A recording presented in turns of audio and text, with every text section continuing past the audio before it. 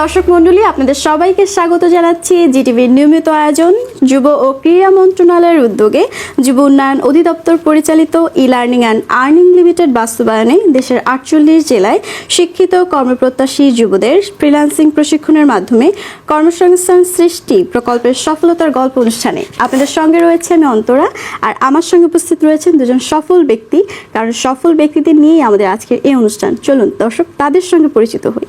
আপনার সম্পর্কে বলুন। জি, আমি কিশোরগঞ্জ জেলা থেকে এসেছি এবং সদরে আমার বাড়ি। আমি মাস্টার্সে পড়ছি, সেই সাথে ফ্রিল্যান্সিং জগতে কেরিয়ার গঠন করেছি।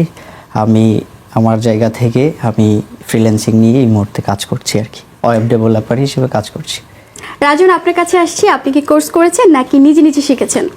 আমি প্রথম দিকে নিজে নিজে শেখার চেষ্টা করেছি অনেক দিন যাবত এবং কাজ পাওয়ার জন্য চেষ্টা করেছি। এরই ধারাবাহিকতায় যুব উন্নয়ন অধিদপ্তরের যে ফ্রিল্যান্সিং কোর্স, যেটা e learning and earning limited ওরা পরিচালনা করছে, এটার কিশোরগঞ্জ ব্রাঞ্চে আমি ভর্তি হয়েছিলাম। রাজন, এখন তো আপনার কাছে আসছি যে আপনি কিভাবে এই ট্রেনিং শুরু করেছিলেন বা এই সিদ্ধান্তটা আপনি কিভাবে নিলেন? আসলে আমি যখন আগে থেকেই কাজ করার চেষ্টা করছিলাম যে কিভাবে ফ্রিল্যান্সিংটা করা যায়, অর্থাৎ নিজেকে কিভাবে মুক্তভাবে একটা আর্নিং পর্যায়ে নিয়ে যাওয়া যায়, এই জায়গা থেকেই আমি ফ্রিল্যান্সিং পেশাতে আসার ইচ্ছা পোষণ হয়। আর ফ্রিল্যান্সিং পেশাতে যখন আসতে চাচ্ছিলাম, কাজ শিখছিলাম নিজে নিজে, অনেক বাধার সম্মুখীন হচ্ছি। ওই বাধাগুলো বারবার আমাকে পিছনে টেনে ধরছিল।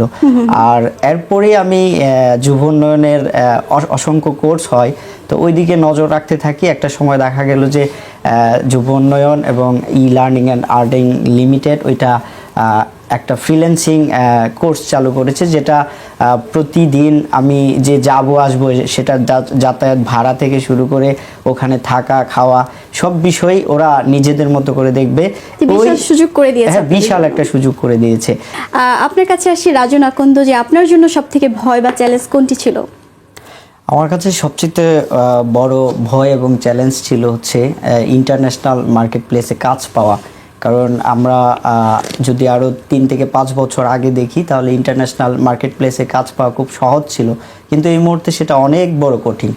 যেহেতু আমি অনেক পরে ট্রেনিং করেছি এবং ইন্টারন্যাশনাল মার্কেট প্লেসের সাথে ইনভলভ হচ্ছি, তখন সবচেয়ে গুরুত্বপূর্ণ যেটা, যে আমি কি আসলে আদৌ কাজ পাবো কি না, বা আমি যদি আমার অ্যাকাউন্টটাকে আরও ভালোভাবে সিকিউর করতে চাই, তাহলে কি কি বিষয় আমার জানা উচিত এবং লক্ষ্য রাখা উচিত। বিশেষ করে প্রত্যেকটা ইন্টারন্যাশনাল মার্কেট প্লেসের একটা নিজস্ব নিয়ম থাকে, নিয়মগুলো ফলো না করতে পারলে খুব সহজে কিন্তু আর্নিং করা সম্ভব নয়, এবং এটা একটা বড় চ্যালেঞ্জ। ফ্রিল্যান্সিংয়ের মধ্যে সবচেয়ে বড় চ্যালেঞ্জ হচ্ছে মার্কেট প্লেসের নিয়মগুলো মেনে চলা।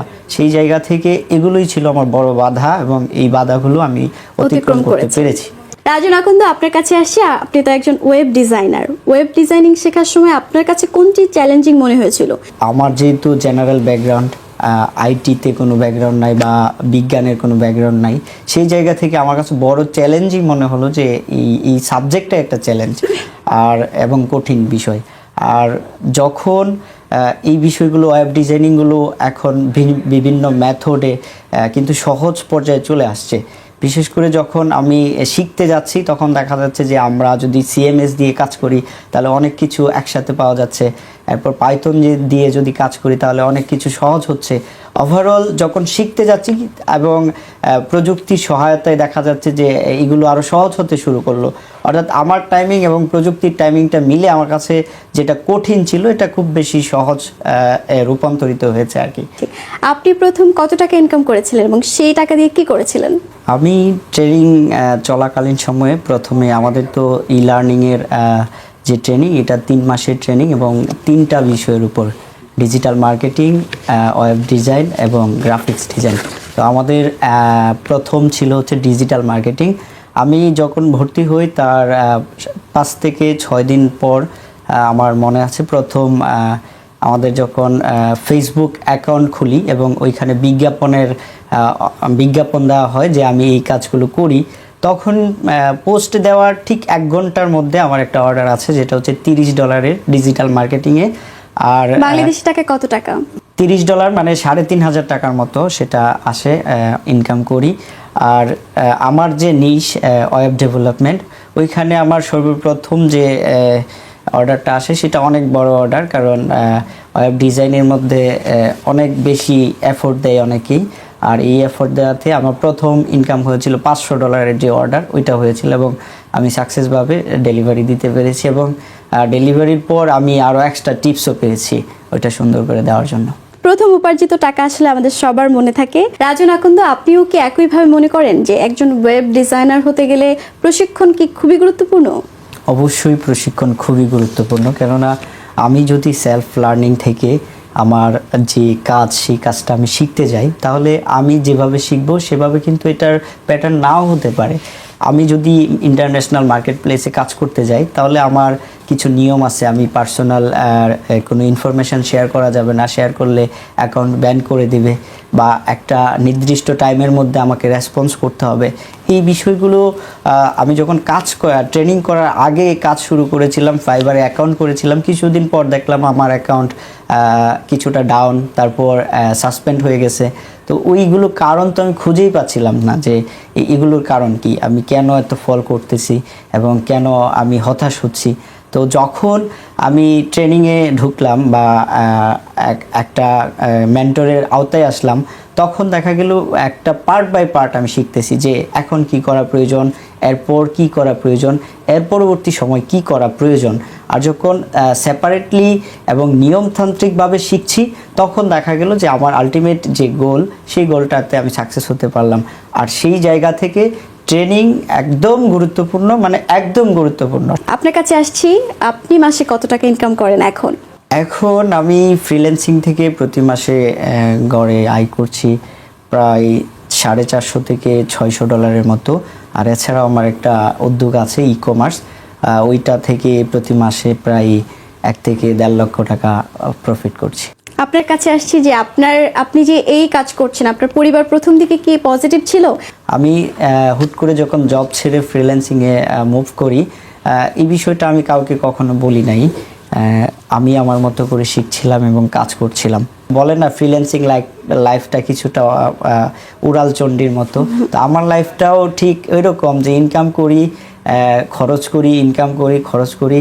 আর ফ্যামিলিতে তেমন কিছু সাপোর্ট দেওয়া হয় নাই। তবে সবশেষ আমি ই লার্নিংয়ে যখন ট্রেনিং করি, ওইখানের যে প্রথম ইনকামগুলো ছিল প্রথম দিকের, ওইখান থেকে আমি আমার বাবাকে একটা চেয়ার গিফট করি। ওয়েব ডিজাইনিং নিয়ে কাজ করছেন, এটা আসলে গ্রামের মানুষ এখনো যে খুব পজিটিভলি দেখে এরকম না। গ্রামের মানুষ নানা কথা বলে যে এতে দিকে আদৌ সম্ভব কিনা।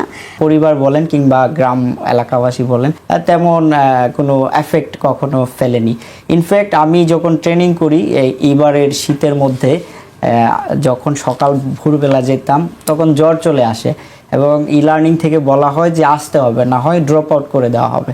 সেই জায়গায়ও আমাদের এলাকার ছোট ভাইয়েরা আমাকে প্রতিদিন নিয়ে আসতো। এই সাপোর্টটুকু আমি পেয়েছি তা আমার এই ট্রেনিং বা লাইফ পিরিয়ডে। সুতরাং আমার কাছে মনে হয় না এখন পর্যন্ত কেউ বাধা বা কোনো কিছু করেছে। তবে অনেকেই এটা বিশ্বাস করতে চায় না যে আমি ওয়েব ডেভেলপমেন্ট নিয়ে কাজ করছি, গ্রাফিক্স নিয়ে কাজ করছি বা বিভিন্ন কাজ করছি, সেটা অনেকেই হয়তো জানেও না, আবার যারা জানে অনেকেই বিশ্বাস করতে চায় না। আপনি কি কখনো এরকম বাধার সম্মুখীন হয়েছেন বা কখনো ভয় পেয়েছেন? আমি যখন প্রথম ইন্টারন্যাশনাল মার্কেট প্লেসে কাজ পাই, তো প্রথম যখন আমাকে নক দেওয়া হয়, এর আগে অনেকগুলো আমি স্প্যাম মেসেজের শিকার হয়েছি যে আমাকে স্প্যাম মেসেজ দেওয়া হচ্ছে। তো যখন একটা মেসেজ আসে, তো ওইটাকেও আমি ধরে নিয়েছি যে এটা স্প্যাম মেসেজ, কারণ এতগুলো স্প্যাম মেসেজ আসতেছিল যে ওইটার ভেতরে একটা যে রিয়েল ক্লায়েন্ট সেটা বোঝাই মুশকিল। তো ওনার সাথে কথা বলতে বলতে হুট করে দেখি উনি অর্ডার দিয়ে চলে গেছে, মানে আমার সাথে তেমন কথা হয় নাই, অল্প কথা বলেই চলে গেছে। তো এটাকে আমি স্প্যাম হিসেবেই ধরে নিয়েছি আর কাজটা আমি আমার মতো করে করতেছি। ঠিক একদিন পরে উনি যখন আবার নক করে আমাকে যে এই কাজটা এখনো হয় নাই, তখন আমার কাছে একটা জটিলতা তৈরি হয় যে এই একদিন হয়ে গেল এখনো কাজটা আমি ডেলিভারি দিতে পারি নাই, মানে হচ্ছে আমি কাজটা করেই নাই। তো সেই জায়গায় তাড়াহুড়া করে কাজ করতে গিয়ে তখন একটা ভয়ের সম্মুখীন হলাম যে আসলে কাজটা দিলাম, এখন কি এটা হলো কিনা, 100% হলো কিনা বা ক্লায়েন্ট খুশি কিনা, সময় তো অনেক চলে গেছে, সেই ভয়টা কাজ করেছে আর কি। আপনি 1-2 বছরের মধ্যে নিজেকে কোথায় দেখতে চান? আমার টার্গেট হচ্ছে আগামী 2 বছর পরে আমাকে একজন ফ্রিল্যান্সার বা আইটি ক্যারিয়ারে বা ইনকাম জগতে একজন আইডল হিসেবে মনে করুক। এরই ধারাবাহিকতায় আমি অলরেডি একটি ই কমার্স ব্যবসা গত 1 বছর যাবৎ পরিচালিত করছি। আর এই জায়গা থেকে আমার চাহিদা হচ্ছে আমি একটা এজেন্সি দাঁড় করাবো এবং আমার যে বর্তমান প্রতিষ্ঠান kino.com.bd ই কমার্স প্ল্যাটফর্ম, এটাকে একটা অনন্য উচ্চতায় নিয়ে যাওয়া এবং আমাকে দেখে যাতে আরও মানুষ শিখতে আগ্রহী হয় সেই জায়গাতে নিজেকে তৈরি করা। বা চমৎকার সফলতার গল্প শুনছিলাম, আমরা অলমোস্ট শেষের দিকে চলে এসেছি। আপনার কাছে আসছি, আপনি তরুণদের জন্য যদি এক লাইনে বলতেন। তরুণদের জন্য যদি এক লাইনে বলি তাহলে তরুণরা আপনারা যারা শিখতে চান তাহলে আপনাদের জন্য একটাই কথা, সেটা হচ্ছে শিখবেন এবং শিখবেন। যদি ফ্রিল্যান্সার না হতে পারেন অথবা কোনো চাকরি না হয়, অন্ততপক্ষে নিজের প্রয়োজনে কাজে লাগবে। আপনাদের দুজনকে অসংখ্য ধন্যবাদ আমাদের সঙ্গে সময় দেওয়ার জন্য। আপনাদের ভবিষ্যৎ উজ্জ্বল হোক, আপনাদের সব স্বপ্ন পূরণ হোক। আপনাদেরও ধন্যবাদ জানাচ্ছি জিটিভিতে আমাদেরকে ইনভাইট করার জন্য। পাশাপাশি যুব ও ক্রীড়া মন্ত্রণালয় এবং ই লার্নিং অ্যান্ড আর্নিংকে ধন্যবাদ জানাচ্ছি আমাদের আজকে এই ভালো একটা দ্বারপ্রান্তে নিয়ে আসার জন্য। প্রিয় দর্শক, দেখতে দেখতে আমরা অনুষ্ঠানের একেবারে শেষ প্রান্তে চলে এসেছি। আপনারা দেখছিলেন যুব ও ক্রীড়া মন্ত্রণালয়ের উদ্যোগে যুব উন্নয়ন অধিদপ্তর পরিচালিত e learning and earning limited বাস্তবায়নে দেশের 48 জেলায় শিক্ষিত কর্মপ্রত্যাশী যুবদের ফ্রিল্যান্সিং প্রশিক্ষণের মাধ্যমে কর্মসংস্থান সৃষ্টি প্রকল্পে সফলতার গল্প অনুষ্ঠান। দেখা হবে আগামী অনুষ্ঠানে। সে পর্যন্ত সবাই ভালো থাকুন, সুস্থ থাকুন এবং জিটিভির সঙ্গেই থাকুন। আল্লাহ হাফেজ।